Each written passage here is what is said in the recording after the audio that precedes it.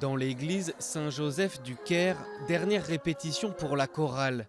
Les fidèles catholiques attendent avec ferveur l'arrivée du pape François en Égypte.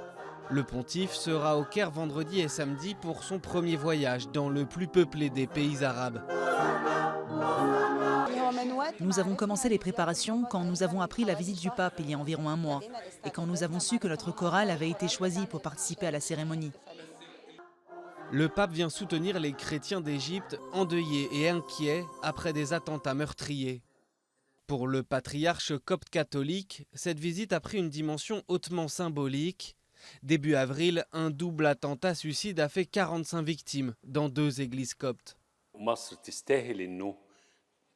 L'Égypte mérite de recevoir du soutien, en particulier avec ce qui se passe et les attentats terroristes et criminels dans le pays. Sur les 9 millions de chrétiens égyptiens, 270 000 sont catholiques.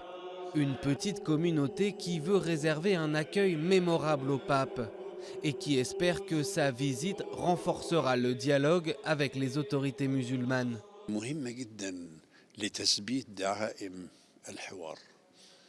Cette visite est très importante pour consolider le dialogue entre les religions.